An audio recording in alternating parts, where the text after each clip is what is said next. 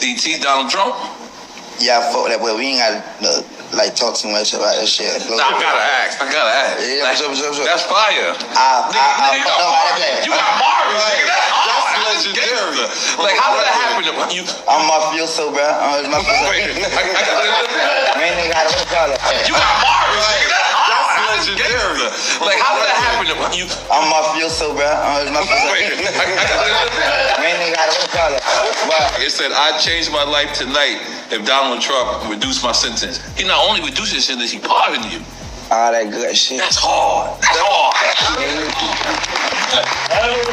It's never been done before. He Gemini getting here. Gemini like me. His birthday 3 days after my shit. Right. And I boy like he be vibing out here too. Right. So if Trump right now, even though he probably don't need it, if he needed $1 million, would you give him $1 million? Of course, nigga. I didn't even know on. That's it. How you on? Your people don't feel come grab.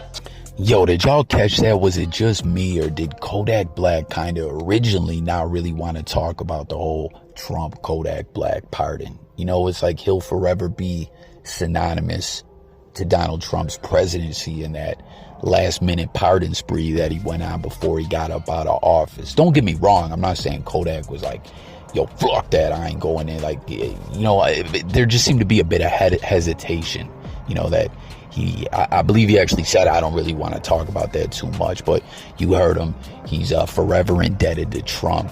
If Trump ever needed $1 million, which obviously we know, I think if they play big bank, take little bank, Kodak Black don't have a chance against Trump. But my point is he publicly said in an interview, in that Drink Champs interview, I got him if he need that $1 million.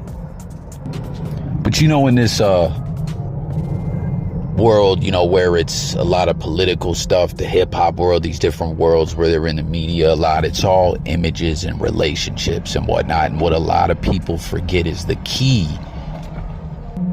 for Kodak and Lil Wayne to get those pardons was attorney Bradford Cohen. I don't know if Harry O from Death Row, who also got a last minute pardon from Trump as well, I don't know if he had some kind of ties to Bradford Cohen, but Kodak and Weezy both did. With the Weezy situation, it was right away, right off the rip. If y'all remember, he was damn near at the arraignment pleading guilty because that was a serious situation, getting knocked with those guns on the plane. Like, Trump really saved him out of some serious federal time, man. I think the feds were going to try to bank Lil Wayne. But Bradford Cohen, this attorney who represented them both, and I'm sure there was some other things lined up for that whole deal to go down. I mean, one hand washed the other, both wash the face. Y'all know the way it goes. He actually goes back to having a relationship with Trump, to being on his show, The Apprentice. I don't know if a lot of people peeped that or not.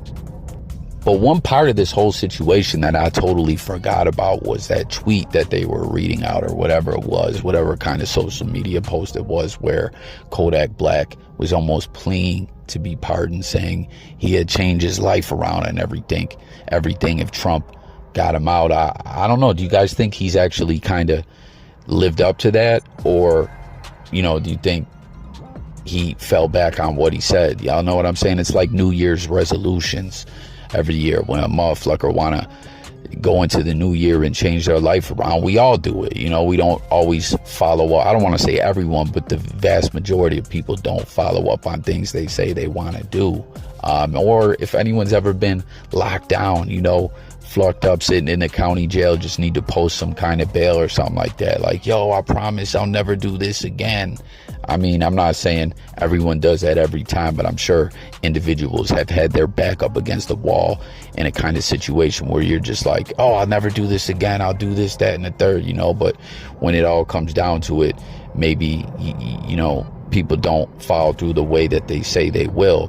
And I don't know, Kodak Black, who has had legal problems from the minute he got into the rap game, on a mainstream level, you know, from the XXL freshman list, all that. He's had to go back and do some time in jail a few times.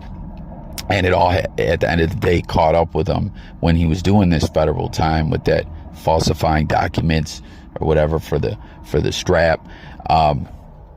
Since he's got out, he's been caught up in quite a bit of ish as well. I mean, he got shot or shot at, which can't really blame Kodak for that.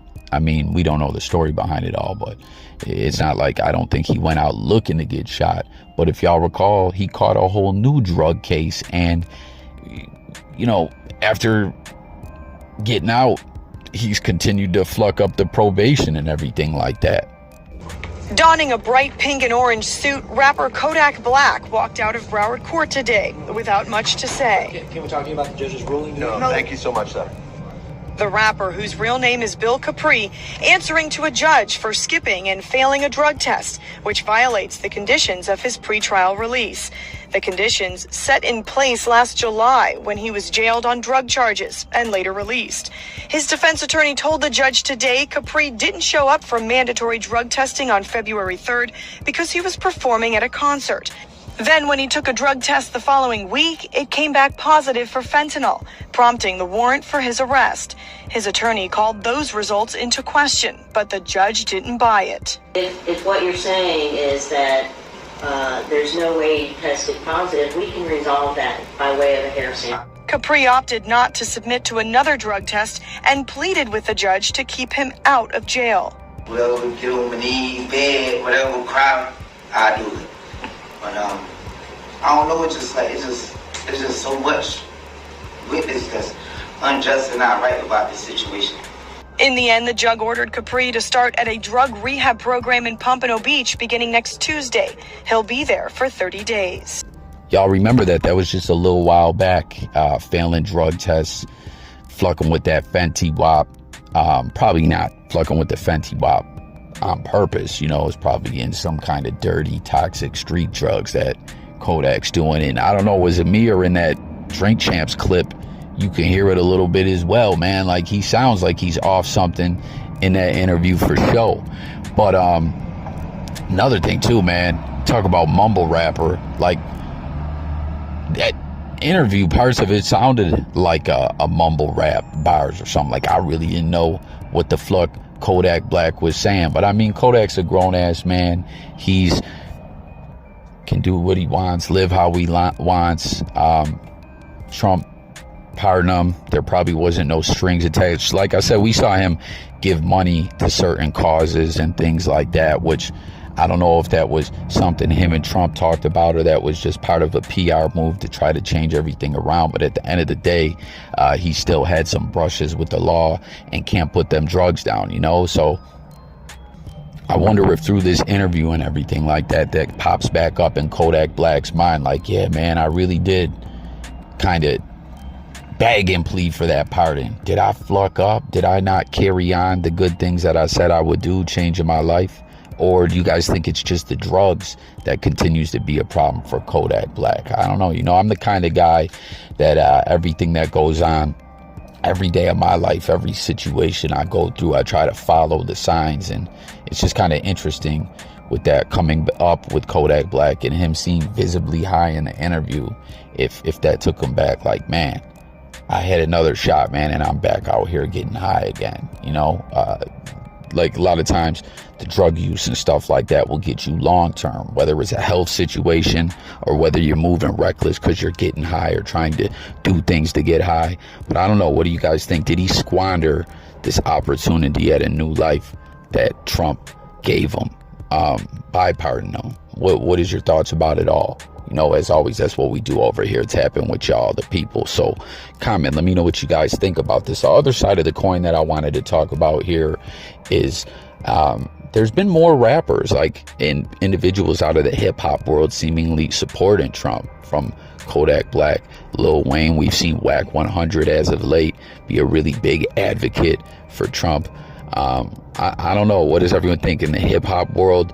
Is Trump more liked than he was before around last election? Or do y'all think it's basically the same ish? And what do you guys think? I'm intrigued to know with this whole election and the legal situations that Trump is facing. Do you guys think when it's all said and done and election time comes around, will Trump be on that ticket one way or another, or be back in office? Again, I'm intrigued to know anyone who watches. As always, like I put it out there, I'm not a real political guy, but I can't lie. Storyline wise, and just watching the way everything is shaking out, I'm wondering if he will make it at least back to the election, be on the ticket, or back in office. But will he make it back to the election, or is the deck stacked up against him? Jump in the comments and let me know below. Thanks for watching. Sub up. Stay tuned for more. Y'all. It's Coffee, and I'm gone.